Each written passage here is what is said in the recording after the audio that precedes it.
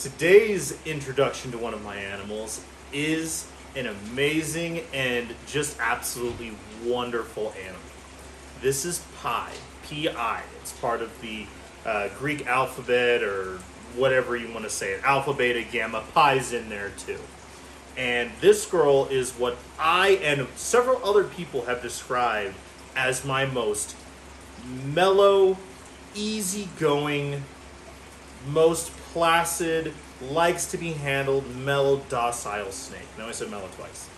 This girl is absolutely amazing. This is the girl that I will take to go with people who especially are very fearful or even mistrustful of snakes. And I always start off with something that's like, a little pied ball python or a Lucy or an albino that doesn't even look real. And then once I get a larger snake, that's where Pi comes in, because this is all that she does. Pi is a sun-glow call albino that comes from the coral lines. Now, while this isn't like the lava line that my good friend Noah's Boas works with, or JCP Boas out east, but this girl does have some pretty nice looking little blushing to her sides. Now, Pi does have a really kind of cool backstory. Pi and her brother Ro, who is just a regular call albino, no hypo, so not a sun-glow, just a regular call albino, actually came to me from a breeder in Rapid City, South Dakota. As a lot of you know on this channel, I do a lot of traveling. Since we purchased this property, haven't been able to do as much, unfortunately, but hopefully the next year or so, we'll get there again. But on one of the trips out there, I made acquaintances with someone, and it turns out he bred not only ball pythons, but boas as well, and he gave me a really great deal on a couple of the baby boas that he produced, and that is Pi and her brother Ro, and they have been absolutely wonderful ever since. I absolutely love these guys. Ro is the one who we were hopefully trying to prove out our Paradox Ghost Het Call. The boa, unfortunately, she slunked out this year, so in another year or two, we'll be trying again for her. Again, probably with Ro, because we really like how high pink he is. Again, not like the crazy call corals that used to be out there, and that are still there. Just everyone now, we just call them corals or lipsticks, whether or not they truly are or not. Now, this girl Pi, as you may have noticed, let me see her face, please. Her face is a little kind of broad. It's a little bit more wide and broader than it normally would be, and that is because that is actually some built-up scar tissue.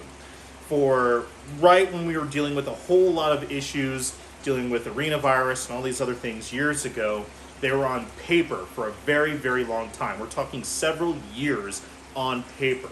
Once we had finally moved past all of that, we had essentially have a collection that had been closed off to other boas for almost 2 full years. Ever since then, every single boa goes into separate quarantine, multiple things of testing, yada, yada, yada, yada, yada. When I went to put everybody back on substrate, as you know, if you've ever used Reptichip or any of those Cocoa Block things, if you ever use water that's a little bit warm, it tends to fog up your tub or your glass enclosures pretty well, and that's exactly what happened.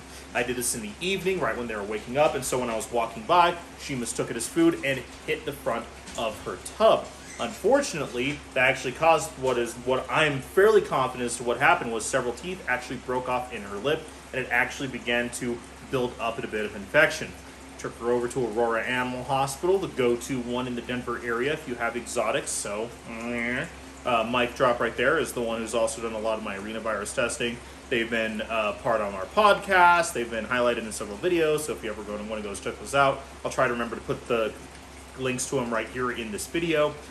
Cleared that up, but unfortunately, what happens with scarring sometimes is that scar tissue builds up, not only with reptiles, but with people and plenty of other animals as well. And so because of that, it actually impacts very, very quickly and often. So there are very select few animals that I still keep on paper purely for health benefits, and Pi is one of them. And so because there is less substrate for her to dig through and interact with, and albeit it's not the only thing in her tub with her other than just like a water dish and paper anymore, there's more stuff in there, I do my best to try to have her out and interact, as well as obviously she is an animal that is an absolutely wonderful ambassador. So I just wanted to have a really good time to introduce you all to Pi, the most mellow snake that I have, an absolutely amazing animal ambassador, and I just absolutely love her to death.